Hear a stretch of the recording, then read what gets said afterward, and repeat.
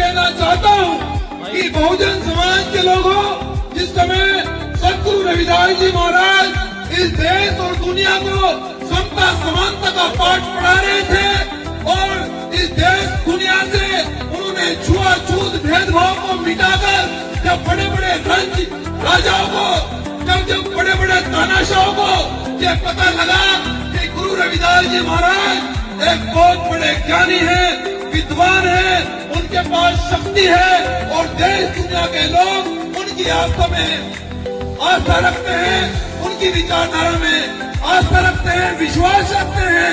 तो जब बड़े बड़े राजाओं ने ये पूछा कि सदगुरु रविदास जी महाराज आप क्या चाहते हैं, तो गुरु रविदास जी ने इस देश और दुनिया में यह संदेश दिया कि ऐसा चाहूं राज्य में जहां मिले सभी को अन्न और छोटे बड़े सब समान बसे, गुरु रविदास रहे परसन। कि हम ऐसी व्यवस्था चाहते हैं, ऐसा शासन चाहते हैं जहां जाति धर्म गरीब के साथ में कोई भेदभाव न हो, किसी गरीब को न पीटा जाए, सबको रोटी कपड़ा मकान मिले, हम ऐसी व्यवस्था चाहते हैं।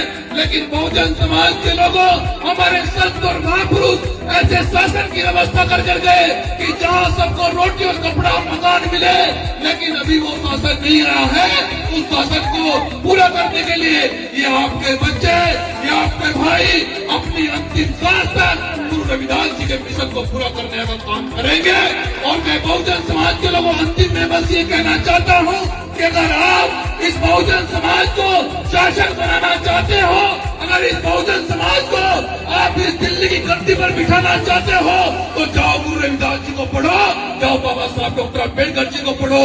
क्योंकि आज से पहले तो हमने सभी दरबारों में सर झुकाया, आज से पहले हमने 9 दिन व्रत रखे, हमने सभी को पूजा, लेकिन हमारी बात को किसी ने नहीं सुना। लेकिन जब से हमने बाबा साहब डॉक्टर अम्बेडकर गुरु रविदास जी महाराज जी के दरबार में सर झुकाया है, तो आज हमारे समाज में आज तो मुख्यमंत्री भी है, MP भी है, MLA भी है।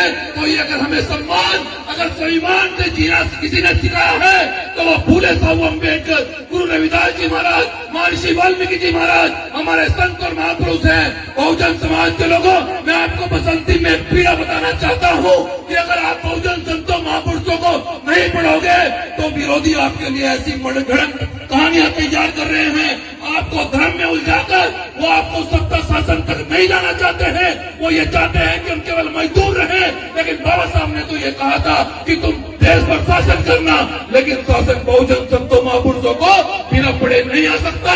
जाओ, मैं ये कहना चाहता हूँ कि अगर आप शासन करना चाहते हैं, समाज में सामाजिक परिवर्तन करना चाहते हैं, तो फूले रविदास अम्बेडकर को आपको पढ़ना होगा।